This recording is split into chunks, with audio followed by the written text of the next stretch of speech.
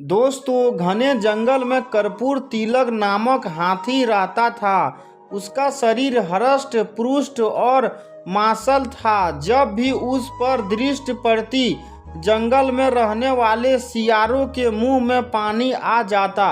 वे हाथी को मारकर कई दिनों के लिए अपने भोजन की व्यवस्था करना चाहते थे, किंतु हाथी जैसे विशाल और हृष्ट पुष्ट जानवर को मारना उनके बस के बाहर था।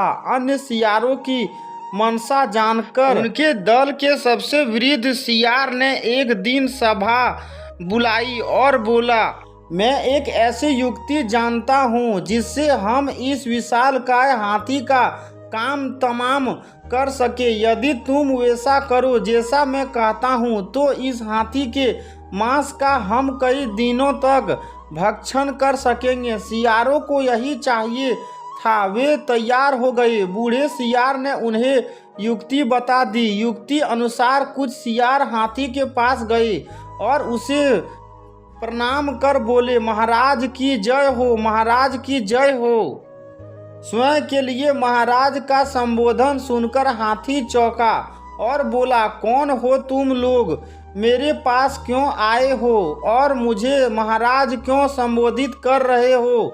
सियारों के दल में से एक सियार बोला, महाराज, हम सियार हैं, इसी वन में निवास करते हैं। बिना राजा के ये वन हमें नहीं सुहाता, इसलिए हम सबने निर्णय लिया कि आपको इस वन का राजा घोषित कर दिया जाए। महाराज, कृपा कर इस वन के राजा बनकर हमारा उपकार करें। हम सबने आज ही आपके राज्याभिषेक की व्यवस्था कर दी है।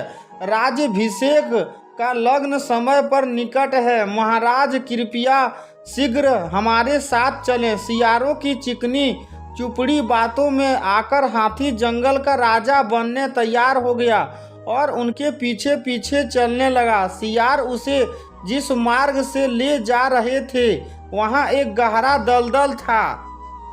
अनभिज्ञ हाथी दलदल में फंस गया। निकलने का बहुत प्रयास करने के बाद भी हाथी दलदल से बाहर नहीं निकल पाया।